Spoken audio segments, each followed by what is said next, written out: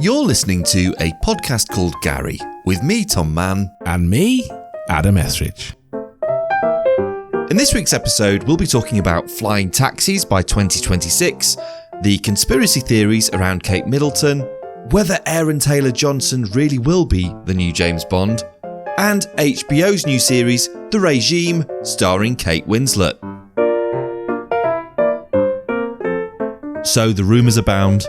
Aaron Taylor-Johnson has been offered the role of James Bond. Adam, what do we know about Aaron Taylor-Johnson? I've had no real exposure to him other than Kick-Ass, really. He's of an age where he could probably do it quite well. Got no preconception about his ability to do this. I think we just have to see how the film and the script and the sort of what way they want to go with it. I thought that he was the best candidate of all the rumours that there have been since Craig announced that he was going to hang up his Walter PPK, because we had, of course, a long-standing rumour about Idris Elba. Yeah. Now, I could see that. I think he would have been a good Bond, but he was just too old. Yeah. So that kind of ruled him out. A lot of people were saying Henry Cavill, but I just thought he was too famous already. Yeah. He'd already played Superman, Henry VIII. He's just a big star, and they don't tend to go for big stars. He's a bit too buff as well. I think he's one of those. Buff, I think he would slim down because that's what he does for his roles, isn't he? But I think he's still.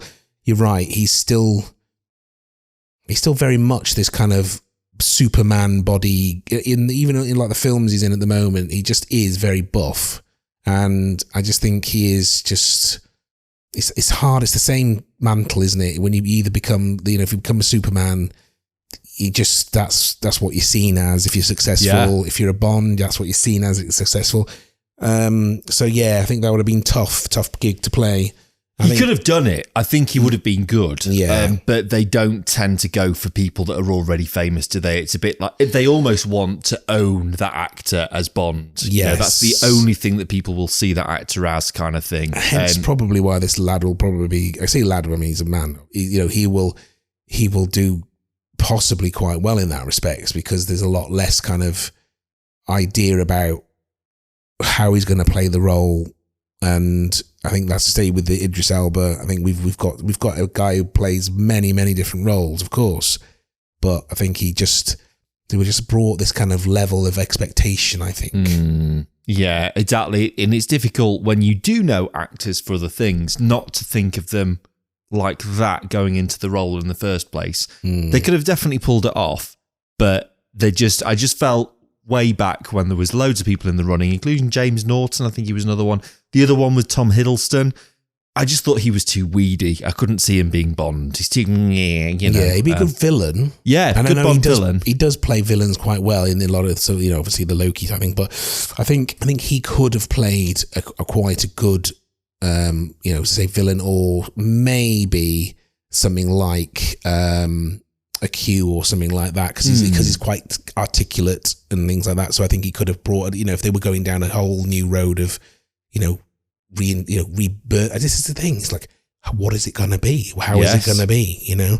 The idea of, is it going to be a reboot? Is it going to be, are we going to finally have this confirmed that, it's just a title? Because I think in the last one, didn't they give the 007 to the girl, that black girl who was playing? And did she get it at the end? No, because I think, if I remember rightly, she was 007 after he left in the film. He was as a person, he's left, and she's been given the 007 title, and I believe that she gives it up so he can be reinstated as 007.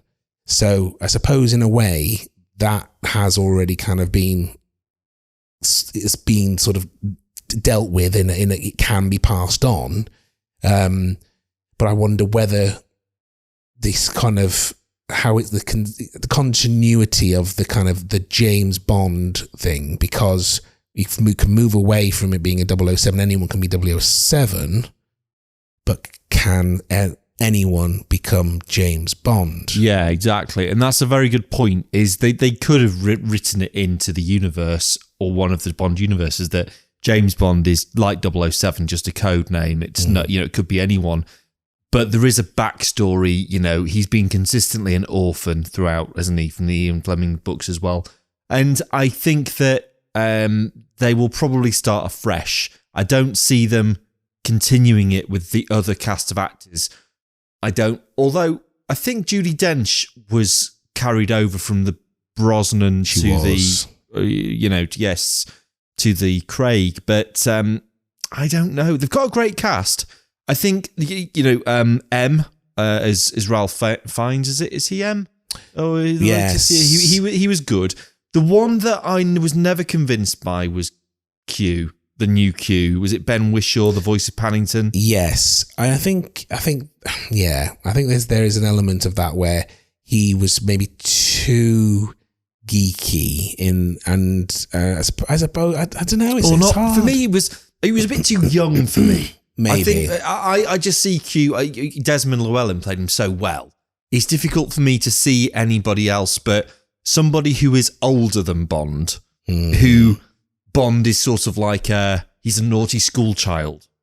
Yeah, that's the role for me. Yes. Whereas Q was too young to be for Bond to play that off. Yes, I totally agree. I suppose in the later films, he was like the bigger brother picking on him, rather than the naughty guy coming in and messing with Q's toys. You know, it was the kind of being, you know, blowing shit up because you press a button and you see, what's that do then, Q? And it's like, no. Yeah, I think it felt a bit like that. He was more the kind of like the younger brother of this kind of like, you know, kind of like a jock type mentality. But he wasn't, but he was a British jock in that kind of respect. You know, he's very smug, but kind of, you know, just sort of being a little bit kind of like, I'm, you know, mess with your shit, Q. And it was that kind of feeling in that way about it. But then they did show a lot of affection towards him, I think, towards the end, because didn't in the end, didn't he stay on the island and get blown up, basically? Bond did, yeah. Yeah, exactly. So, but was there something to do with Q in it? I forget. To be honest with you, I was quite enjoying the last one up to a point. I thought it was very good. I thought Rami Malek was a very good villain. And I thought I loved the way it started. Great. Got me into it. It's quite different, you know, with that the mask and everything. It was quite, a bit very atmospheric. I liked the way. I think it opened in the snow, didn't it? And he was hunting them down and all this. I liked that. And then it just kind of lost its way for me, kind of after the midpoint. But so I can't remember the tail end of the film so well. I just remember it going downhill. But I feel like with all the Bond films and with any franchise, the reboot's always the top. That's the peak, and then it's only downhill from there. So I expect the next Bond film, if it is Aaron Taylor-Johnson, to be very, very good indeed, because they've just got the license to start the story all over again. And to be honest, that's always the best bit. Trying to continue at that level's hard. I mean, Quantum of Solace, Casino Royale was probably still my favourite James Bond film. Daniel Craig isn't my favourite James Bond. I would say that's Roger Moore, but it's still my favourite James Bond film. And then after that, I just never particularly loved the Craig franchise, because they started off in such, like you say, the Bourne identity inspired it, but then they sort of went away and kind of tried to get back to the Roger Moore days and combine them. And it was a bit like, well, what are you doing? Are you being edgy or are you being Roger Moore? Yeah, I think you're right. Is that, we said this before, that Bourne identity fighting style in the film, where pretty much everything's a weapon, just became a phenomena where this is every film seemed to had action and it became like that. It's great and it's not, because it's kind of like, it's quite exhausting to watch, because it's so furious, the fighting, that it's exhilarating and tiring. So actually, for a lot of people who watch Bond, it always had that element, but not as supercharged. And that's what a Bond film for me used to be. It used to be spectacular and thrilling, and with the car chases and all the, as you say, like the chases through the snow and things like that. But as a younger person, that's what used to be thrilling. I suppose now as you get older, and you have to just give the audience that much more. And you're right. It tried to sort of play both sides of that sort of line, where people, they're trying to keep this sort of air of Bond-esque in with the kind of the stories of Daniel Craig getting injured and things like that, doing his own stunts. And this is another thing with the actors having to do these roles and doing their own stunts. And I just think it's fair enough for realism, but I wouldn't care if a stuntman did a job for the actual actor, because that's their job. And actually you wouldn't notice the difference. Exactly. And in some ways I'd rather if I was that into or bought into a franchise or something that much, and an actor ended up dying because he was doing his own stunts, it wouldn't draw me to watch it anymore. No. You know what I mean? It wouldn't be like, oh my God, this is the last film that so-and-so did, because then have to CG the rest of him. Do you remember those films where people did die in films and they all had to cut, you'd have to have film of someone facing away and things like that. It was Oliver Reed in Gladiator was the one that springs to mind. Yeah, exactly. And there was one in I think the Three Musketeers or something like that. Yes, and there was the British guy in that who died.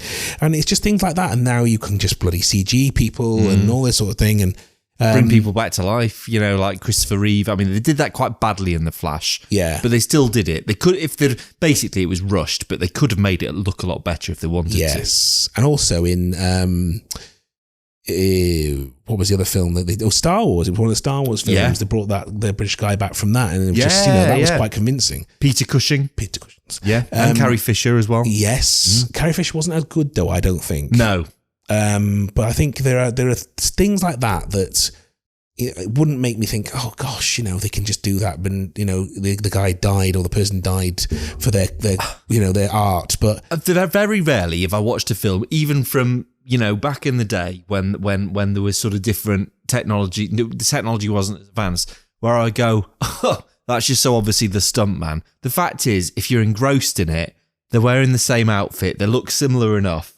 And they cut it that you don't notice. That's the point. Exactly. That's the job. You're not put off by it. So for me, it's just a bit of an ego trip of the actor. About Tom Cruise. I mean, it's great. I think it's quite fun, actually. I sort of think he's a complete psychopath, but I quite like Tom Cruise at the same time because he gets really into it, doesn't he? He does all the promotion and he's just Mr. Movie Star. Yeah. And I think that's quite cool. Yeah. But apart from Tom Cruise, there's no one else I'm really that impressed at doing their own stunts. Exactly. I digress, but I just remember a film called I'm Gonna Get You, Sucker. That's what it's called. I'm Gonna Get You, Sucker. And there's several scenes in it, especially in this cafe, where they're having a fight and there's a woman in it, and it cuts to this massive guy in the skirt and the wig, and suplexes this other character. It's so, and is it meant to be a woman, but it's a man dressed up as a woman? Yeah, and I mean it's meant to be so bad, but it's brilliant because it is so bad, because it just goes from this. It's meant to be comedy. Yeah. A little duddy woman, and then this massive bloke. And, I mean, even it's still from behind, but it's just it's so obviously a man. Sorry. So yeah, I think that there's back to Bond. Back to Bond. Who would you say is your favourite Bond? I think in a way, the one that kind of hit the best of them all was Brosnan for me, in a way, because he kind of managed to for me, the first time with that GoldenEye film for me was one of the best ones, because again the technology had just kind of peaked at a point where they still had to use a lot of real life things.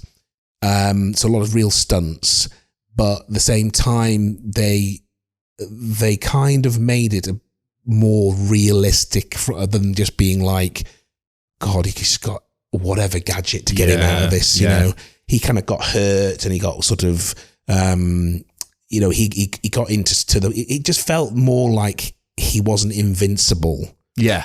And that was what kind of made me feel a little bit more towards that, because I suppose up until with the Roger Moore films, as you say, it looked lovely, but I just think it felt to me when GoldenEye came out that the sort of that era of Bond had kind of been just slightly sort of put aside, and saying, you know, you guys did what you did because really you needed to act, whereas it had pushed more towards being an action film with someone who was a bit, tongue-in-cheek, but actually could play it quite straight.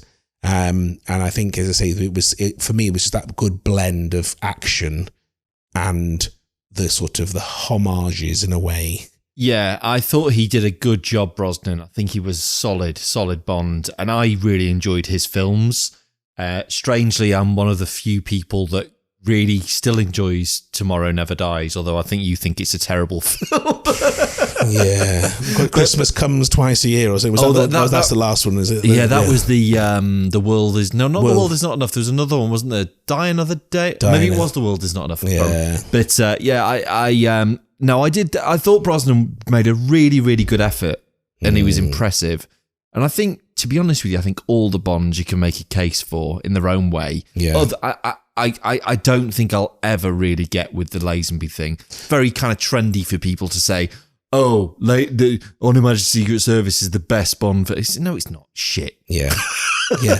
He's awful. I'm sorry, but he's just no good. But the thing is, as well, is like it goes to that point of how many times do these films rerun? And I know we're in a different world of watch what you want, but I think still, the earlier Bonds were just so entrenched in our culture that I think they just had their time, and I think there was a few times where I just thought it was a bit sad, like Sean Connery came back for that one, which wasn't a proper he shouldn't Bond. have done that. And in fact, he did it because he came back for Thunderball, wasn't it? He came back for.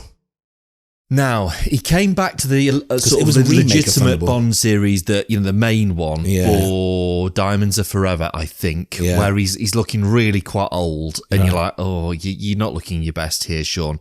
And then, or is it the one where it's the one where he kind of comes back, where he pretends to be dead, and then he like dresses up as a Japanese guy and stuff. Yeah, and it's like, I think it was really bad, wasn't it? Awful. I just remember him climbing up a mountain and being shot at, I think. But it was, and he had a really shit, like kind of shell, like silvery jacket or something. It was just kind of like one of those films where it was so 80s. Yeah, because now I think you might be talking about Never Say Never Again. Yeah, isn't that a remake of Thunderball? Yes, that's right. So he came back twice in effect, because he came back to the main franchise for, it was either Diamonds Are Forever or what's it called? The one where he dies at the beginning or fakes his death and he comes back and he's Japanese. Maybe it's the same film. Yeah, maybe it's the same film, but I feel like it's got another clever title. But so there's that one he came back for. After Lazenby, I think he came back for one more, and then he did his own rival film to Roger Moore, which was a breakout Never Say Never Again, which is a remake of Thunderball. And some people, I can't remember watching that the whole way through. I've seen clips of it, but yeah, I do remember it being on telly and me going, was a younger man thinking, or younger person thinking, isn't he? He's not Bond anymore, isn't he? Just that strange thing of just kind of like he's a very old Bond, and it was just those. I think there were points where it just became a bit of a cliche of itself, and then I think it did again during Daniel Craig era, because it just became a constant kind of homage to things. You Only Live Twice. That's the name of the film I was trying to remember. There we go. But do you know what I mean? Where it became like, he's gone back and found the car from that film in a garage, and then. I think one of the films, I think, was it? It was the Home Alone one, wasn't it? I think. Is it where he goes back to Scotland and he goes back to Skyfall? Skyfall. Yeah. Skyfall was just like, I know that's why they did it. They did do it on purpose, but it was like, in some ways, it was just a film of trying to watch for the things. Yeah, it was like cramming in as many old Bond references as possible. And for me, that it just seems artificial. That's what I didn't. I know a lot of people. I quite enjoyed Skyfall. There were good. It was good in moments, but like you say, it was a bit like it's almost breaking the fourth wall, because it's like, well, we know that that's not Sean Connery. That's Daniel Craig, and we know he wasn't. We've never seen him driving that car. Yeah. So. It was just a bit weird. Yeah, and some of the old gadgets. And the thing is, I think that was just a way of, well, I think the idea from my perspective in that way was that was going to be the last film. So if that was going to be the last film, I get it, because it's going to be like, you know, we're not going to do any more Bonds. We're going to big sort of send off to, you know, big nod to all the Bonds, and, you know, that's it. And I kind of get that. But like we know, it's something that was never going to end. No. It's going to be like Bond 5000, you know, it was Rocky 5000. Yeah. Jaws 5000. Exactly. Yeah, no, absolutely. So I just think good luck to the guy. You know, I think, you know, he's gonna potentially do well, and I just think it's just they need to. It's going to be a difficult one to appease everyone with a type of film that's going to come back. There's going to be so many people wanting something from this film. You've just got to pick a lane and stick in it with this thing, because everyone has a different opinion on Bonds, even though it's one movie franchise. Everyone's got their own idea of what Bond is.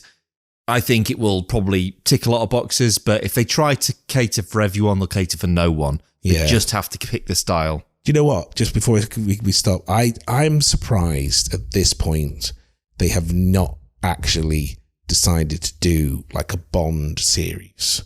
You know, do like a 10-part, 1 hour each. You know what I mean? Yeah, I can see something that. like totally a HBO type, you know, full on. Just kind of, because like some of these series now, they're films in their own right, because the money spent on them is just immense, and technology used to create these TV series, it's just the same as making a film. The production quality and spend on these things is unbelievable. Have you seen the show with Brian Cox? Brian Cox? Oh, was it the sort of the? There's two Brian Coxes, aren't there? There's the astronomer guy and then there's the actor guy. Yeah, there are two of them, aren't there? Yeah, and the actor guy, not the, oh, look at the stars guy. D-Ream. D-Ream, exactly. Yeah. Who was the showbiz correspondent for This Morning, not that anybody else can remember. And he's surreptitiously hidden all evidence of him being a showbiz correspondent for the I remember, though. I remember. But anyway... yeah, but have you seen that show with Brian Cox? Where I've only seen the trailer for it. Where it's basically it's like, is it kind of like, you know, where they got to do tasks, a Bond-esque task, basically. Yeah, that's right. That's right. Really, so Survivor with Bond, basically. Yeah, and it's kind of even got 007 in the title or something like that. But yeah, it's basically like doing real people doing Bond-style missions, and Brian Cox is like behind with loads of different TV screens, and he's like got a microphone, and he's sending them missions and all this. It's actually quite enjoyable, so I'd recommend that one. Roads, where we're going, we don't need roads. We've just watched an interview about pilotless droned helicopter type vehicles. So, I mean, what's your thoughts on these sort of things, Tom? It just seems a bit unclear as to what they're saying the benefits will be. So first of all, you're going to have to drive somewhere to get to one of these vertiports, they're calling them, because they're vertical takeoff and landing. So what kind of a taxi is it where you have to drive somewhere to get to it, for starters? And then they're saying not necessarily flying between cities, but maybe to rural areas which aren't so well serviced. And I can sort of understand that. What kind of scared me was the idea that the CEO of this drone company was saying that there's two kind of parts of this roadmap, action to flight or whatever it's called. One of them is taxis, things like that for people. And then the other is almost like surveillance type drones, which really quite scared me. You know, she's saying about the police could use them. We were saying as we were watching this thing, Terminator. Day. It's just Judgment Day. Just, do you really want drones flying around? What are we in, like Gaza or something? It just feels like very totalitarian state type thing. And it just feels a bit like it's the next level of this, of pushing the law to be able to survey different places. Because I mean, at the moment, I believe that there's a movement of people who have drones who are supplying the videos that they capture of their areas to this kind of like open sort of group of people. They're basically plotting images of the country and different parts of the world and things, and collaborating with themselves effectively, so that it's on the basis that so the information's free, right? Because what they're saying is, if it's controlled by governments and things like that, that actually they can control what we do and don't see, and there's a sort of an element of this sort of, I suppose, sort of free press type warrior movement, where it's like, yes, okay, if you're gonna let video, or you can take images of people, everyone is open to be videoed. And there was a guy that sort of winds people up on TikTok and YouTuber. He kind of goes onto public places and then flies his drone over, and they're all like, you can't do this, mate, you're on private property. And he's like, no, I'm not, I'm stood on public land and I'm allowed to do this. And he does it to wind people up, but he does it to make a point that no one should really be allowed to kind of just be like,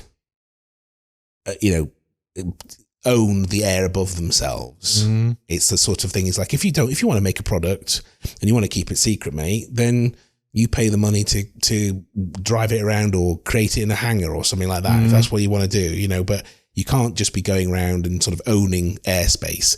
So there is a bit of a kind of a troublesome thing here, but potentially, if they can legalize or sort of legislate around who's allowed and what's allowed to fly in certain spaces because of safety. I mean, that would be the reason, first and foremost. But it's that next agenda of, is that then space allowed for commercial reasons to a highest bidder or something like that, like the Amazons or something. Well, talking of Amazon, of course, they are already doing drone deliveries in California and things like that. And they're doing them. And again, I can sort of see the need, if you want to get your cat litter extra quick delivered to your garden, great, to shave another 8 hours or whatever. Yeah. But is the reward really worth the cost of just thousands of drones flying over us constantly? Yeah, exactly. I mean, I know they make them a bit quieter, but it's just a bit horrible, isn't it, to think of looking up to this nice blue sky and then be scattered with drones all over the place. I don't really like the idea, to be honest. Well, this is it, because we've seen from like the shows and like the fireworks shows and these different countries where they have drones being used to create something visual. Yes, like a spectacular. Yeah. Yes. I mean, this is it. They have a purpose for good. I just wonder whether the decision makers are in a position to be bought in a way. Exactly, because what I'm reading from this is that there's some people like this lovely lady. She's going to make a ton of money out of it. Yeah. The politicians are probably going to make a lot of nice little backhanders, and meanwhile they get to have more control over people with surveillance and things. But the average Joe on the street, you or I, we're not really going to see that much benefit, as far as I can tell. Exactly, because I mean, I was just looking at my phone, and in Dubai, where a lot of these sort of technologies get driven anyway, is that they do have like 1 or 2 people pod type drones that they literally do land in the street virtually, and they pick people up, or they go onto the rooftops or something like that.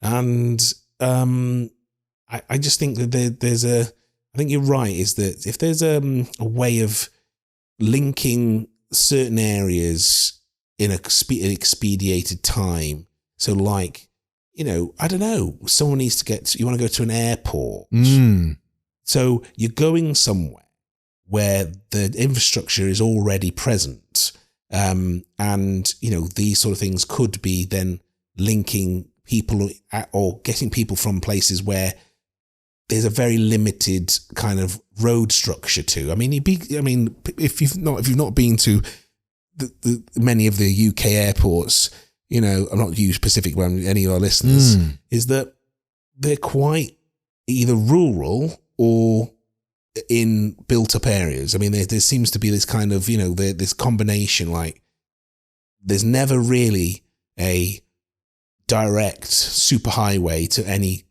airport that you can kind of like, we don't have to deal with a huge amount of congestion. And I think some of that could be alleviated in a way by using some of this technology. Yeah.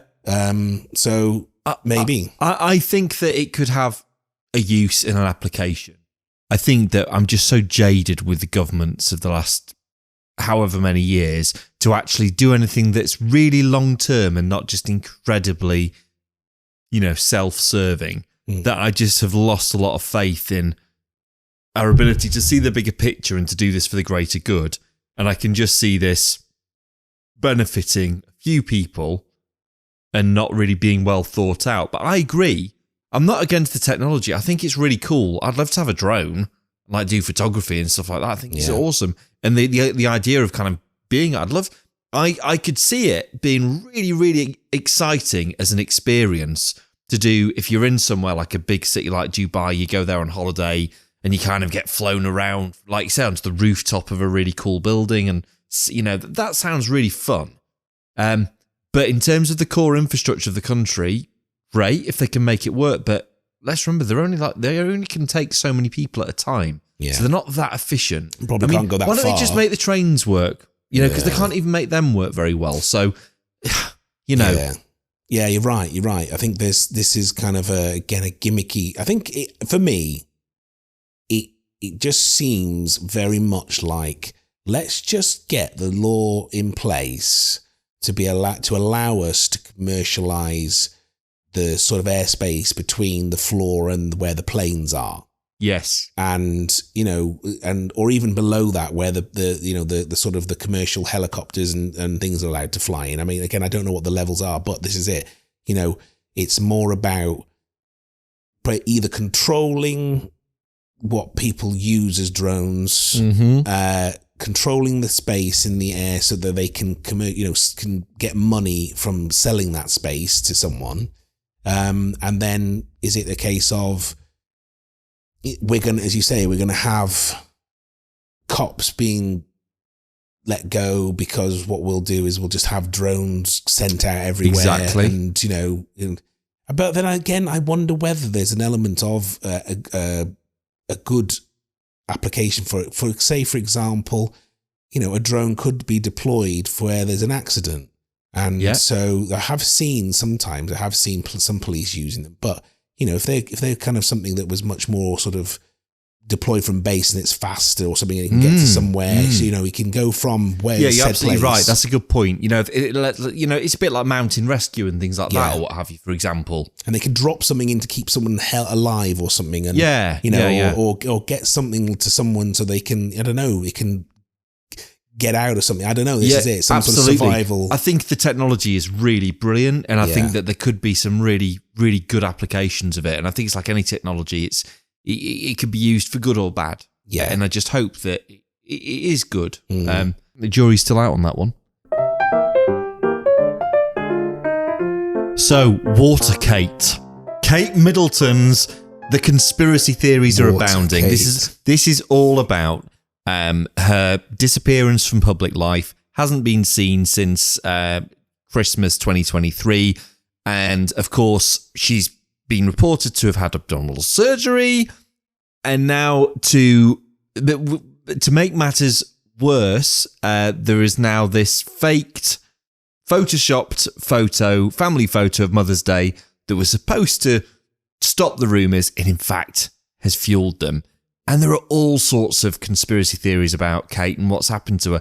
Now, there's the theory that she's dead. The theory that she's having marital strife with William, or a lot more seriously ill than been reported. Do you believe any of them? Are we making a mountain out of a molehill? Can we take the face value explanation that she just innocently photoshopped this family of, she's an amateur photographer, and that's all there is to it. And basically the, fiction's just more interesting than the truth. What's your thoughts? I don't think she wrote that at all. I think that was just someone that's put it out. Again, I think they've just used the quick release button of, get something out there to actually say something. And I think, to be honest, when they said, way back when I first heard she'd had abdominal surgery, I just thought she's had because she'd had several kids, that she's had some sort of cosmetic surgery or something like that, and that it may have been a bit more complicated than the first thought. And as these things can happen, but I don't know. I just don't. I don't really believe the kind of that she's dead, or that they're having marital problems, because I just think if that was the case, that there's just so many ways of people kind of that leaking out of people, and even in the kind of the most cast establishments, there is someone who has got something enough to lose to actually enough to gain by being an insider or something like that. I just don't think they'd be able to cover something like a death up or a pending divorce up. No. So I do think potentially she's more poorly, if that was the three possibilities, that she's more poorly than they're letting on. They don't want people to know how poorly she is, because it would potentially it would just be the kind of the focus of a lot of people on a negative, because she is like another Diana in a way. Yeah. But actually in some ways she's probably more likable than Diana, because she comes across as more like a girl next door. Yeah. She's probably less divisive than Diana, because a lot of people forget that Diana actually had a lot of detractors. Yes. There were a lot of people, your average person, that did not like her because they thought that she was a bit up herself, actually. And actually she was a posh girl who and okay, Kate Middleton is not common, but she is a woman of more of a sort of the general population. Yeah. Than the other royal or other people that have been married to the kings and queens of the past. And let's face it, she is commendable. She's done so much. Whenever you see her out in public, she's just so she tries so hard. She has that, I hate to say it, but common touch. Yeah. You see it kind of when she was playing wheelchair basketball, things like that, or wheelchair rugby, and she's done recitals on the piano. She just seems like somebody who tries very hard to be good at the job of being a working royal, and has taken it seriously and has taken it on. And and I think she's earned a lot of respect for that. She doesn't seem to have. There's not a lot that you can say that she's put a foot wrong. And so I agree. I think that she is probably, in fact, in a way, more popular than Diana before Diana died. Now, after she died, that was a different story, and suddenly she seemed to be a lot more popular than people said at the time of her life. But I think you're right. I think that I do. There are persistent rumours that William has had an affair. I can't imagine that is the cause of the photo fakery and stuff. Like she's stormed off and she's living somewhere else and what have you. That just doesn't seem likely to me. I'm sure that he possibly could have had an affair, but I don't think that's what's going on here. I don't think she's dead. I think that's ridiculous. We've clearly seen video footage taken from a member of the public's mobile phone of them out and about going to the Windsor shop or farm shop or whatever. She didn't look well. She looked very thin. Yeah. But it was obviously... I think we're getting better now at distinguishing between, AI and... He just obviously was real, Yeah. And so we've seen her. I think you're right. I think she's probably more poorly than than they want to admit she is. She know who wants to have their illness kind of laid bare in the public, exactly, and worry their children potentially, because obviously they'll see it, won't they? And I think that's probably all it is to it. Yeah. Well, documenting her, how, let's check in on, see how well she is today, or how, how long do we give her, or, this is it. It's these, that kind of element to it of, you've got people who kind of on the swing side who would just be driving this kind of like, scandalous type of narrative of, the whole kind of naysaying kind of element, or you'd have that sort of, it would just put this air of negative cloud type mentality of this, because I just think she and they as a couple, flip side to the other two, the Meghan and Harry, where people just gravitate towards them more, as of caring about them more, because they come across, whether it's true or not, but I do believe it's true, they come across as people who actually, as you say, are good working royals. I mean, they believe in that what their position gives them is the ability to help, and they're sort of, it's their kind of, rather than being this God-given right to rule, it's their God-given right by their status to work for their subjects as well. Yeah. And I think that's the thing. And you're right.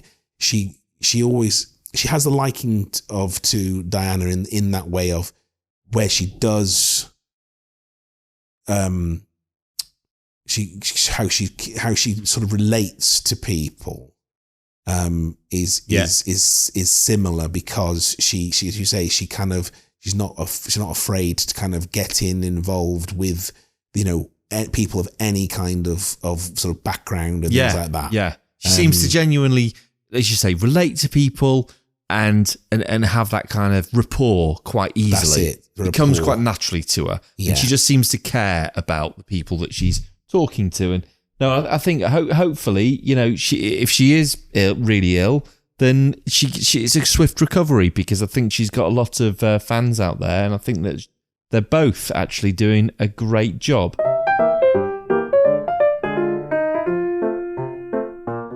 So, The Regime with Kate Winslet. Apparently parts of it filmed in our home city, Sheffield. Tell me about this show, Adam. Have you watched this? Yeah, so I'm 2 episodes in. And the first episode, I mean, the show itself is, for me, this sort of strange kind of like...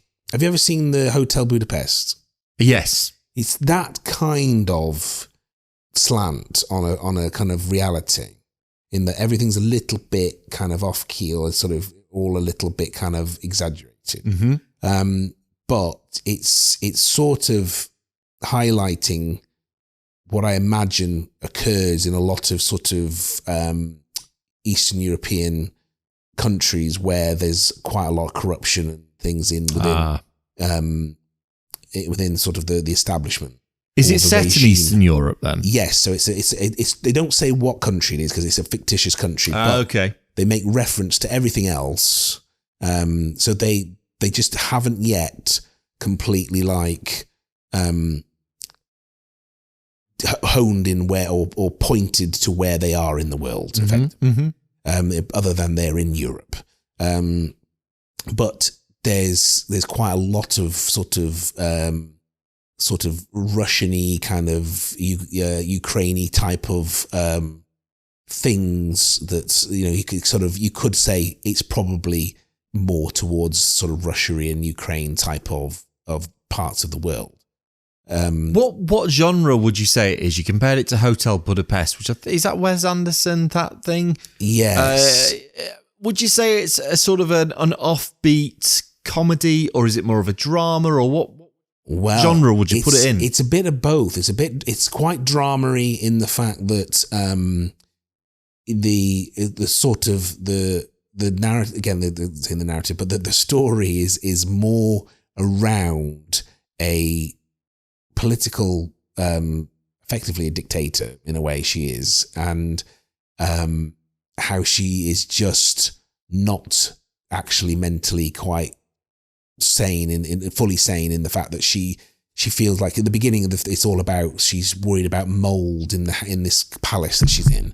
So she has someone walking around in front of her, like a bodyguard, sort of testing the moisture levels and things like that. Okay. And so it starts off like this, and this guy's brought in, and he's sort of he's a frontline soldier who's been part of a sort of a scandal, or kind of a war crime scandal, and where he and the people in his unit shot a load of like I think they're miners or something like that, something like that, where they've basically open fired on the public, and they've killed a lot of people, and that's why he gets his title, the Butcher. But he's kind of this very troubled person who kind of believes in this sort of, again, this like the Mother Russia type, kind of he's just very passionate about the sort of the state and the kind of the that sort of thing. So then he gets pulled in to be this person, and what happens at some point in, I can't remember which, I think it's in the second episode, but he saves her from one of these people from the town where there was kind of, this atrocity occurred in. Right. And it reminds me a bit about in The Crown, where the Queen had someone come and sit who was broke into her bedroom.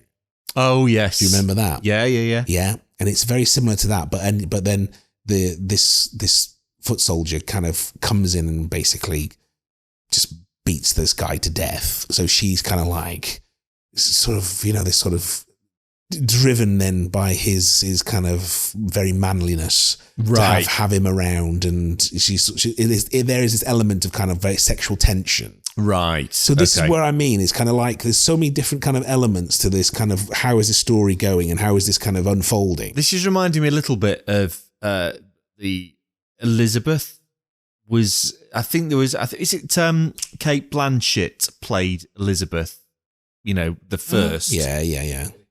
These, and I want to say that Eric first one. Right. But that's very much about her as a female leader, but how she navigates the world of romances. Right. Because it's very, very good performance actually as Elizabeth. Yeah. And it's how do they deal with that as a woman?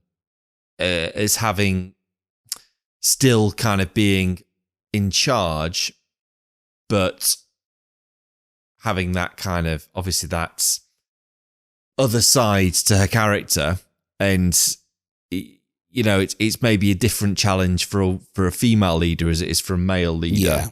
Yeah. Especially if the person that she's having a relationship could potentially be a threat, because physically as a man, or as a strategically. This sounds like Kate Winslet's soldier fella is he's a bit of a nutter, basically. Bit of a nutter, and somebody that maybe the powers that be don't fully approve of her being with. Yeah, well, this is it. So this is why it kind of likens itself to this kind of very Russian-y type sort of jockeying for sort of positions, and people kind of doing things to sort of making deals behind, all this kind of sort of cloak and daggers type actions, that because they're kind of like afraid of her in a way. So they sort of, in public, like there's a bit there where he's like, "You look ravishing," and then she sort of takes offense, and he means, "I mean, the flowers are ravishing," and because she, it's kind of the element where he didn't want to piss her off. Yes. Yeah. So they're kind of scared of her ability to flip or to do something that would be not necessarily kind of most sane thing to do. Mm-hmm. But then at the same time, they're still trying to run a country. So they sort of, it's sort of that point where she, as a head of state, the people below her this guy is this sort of kind of almost this. It's almost like a love triangle in a way, because it's kind of the relationship she has with the sort of being the head of state, and then this guy who's kind of like infatuated by her and wants them to be together in a way, but actually only in the fact that he's kind of, she embodies what he believes kind of is the sort of what should be running the country and all that sort of thing. He believes in that kind of thing. So you're 2 episodes in. Do you think you're going to persist with this? Are you hooked? Yeah, I mean, it's quite. It's not necessarily a difficult watch. There's quite a lot of information. It's sort of quite a lot to sort of absorb. And I think that's the thing. It much like those films that I was saying, where they're just a bit sort of off the normal kind of beaten track in terms of way of thinking. Yeah. That's how it leads, because you just get a bit like, there must be so many kind of like things they've just written in to make you think, oh God, what sort of thing am I watching now, and what am I kind of? So it's not confusing in a like unwatchable way. It's just there's a lot of kind of like ways and plot lines that you kind of have to sort of like just initially absorb, to then think, okay, how is this actually going to pan out? Who's going to, if someone going to kind of get knocked off, or because, and I suppose anyone's fair game in this situation, because this sort of this guard dog of hers could just kind of turn on someone or make her. Right. So I think that there's an element of that they potentially could be just ends up just being like walk into a room and just gun them all down type, possible, sort of elements. But would you recommend it? Think I'd enjoy it? Yeah. I mean, I think the thing was as well, like I said, the link to Sheffield, which I was quite within the first, I think 20 minutes of the second episode. Mm-hmm. I was watching it going, looks familiar, and it was like, that's even more familiar. And then there was parts of it that was so very obviously the botanical gardens. Really? Where the greenhouses. So it doesn't start at first. So it's like you've got the lawns where the greenhouses are sort of just out of sight. Wow. And then, so I'm like, that looks really familiar. And then, as I say, they'd start walking past them. I'm thinking, is there another place like that? So I Googled it, and April last year, and I do remember it was starting April last year, they put boards up around the front of Botanical Gardens, along where the gate, or where the fencing was, or where they got their metal fencing. Yeah. And that was to block out people seeing them recording the film. Goodness me, yeah. And Kate Winslet was actually in Sheffield filming it. That's crazy. This is it. And they were also at the Wentworth house. Do you know, the strange thing is that when you said that it was being filmed in Sheffield, that was the last place I expected them to film. I expected them to be filming in the industrial parts, because that's the side of Sheffield you tend to see in films and things. So to be the complete opposite and actually filming in the nice part is actually quite interesting, because I suppose, like you say, that's probably because they're trying to create an imaginary place that seems a bit real, and most people wouldn't have seen that nice part of Sheffield. So if they did it in Kew Gardens in London, people would know straight away that was London. But exactly. So that's why I was like, oh, I mean, it was just an added kind of like, bit of flavour to the whole thing. I'm like, my word, this is just, again, it's just added this extra bit of intrigue for me. But as a kind of a very selective watch, I think it won't hit. See, like Kirsty would not ever watch something like that. She would just find this so kind of just too much. It's like in the kind of, it's just odd. Yeah, bit bizarre. So, but at the same time, for me, it's kind of, I'm still enough thinking, yeah, this is not so weird that I just think, what on earth am I watching? So yeah, I would definitely suggest anyone who likes something that is not necessarily the usual. You can watch it, you can tell what's going to go on, who's going to be the protagonist, who's going to be the hero, whatever, they sort of, you can kind of, it's the formula is not, it's not your usual formula for a TV show. But at the same time, it's done really well. It must be, say, the budget must be quite good. Yeah. There's quite a lot of Brits in it, and as I say, it's kind of, it's one of those weird things where they're all sort of British. They all talk very, and she has this weird thing where she sort of talks out the side of her mouth, and it's like as if she's had like a bit of a almost like a stroke almost. But at the same time, I think it's just this kind of way she's learned to talk in a bit of a way that's like almost sort of Thatcher-esque kind of way.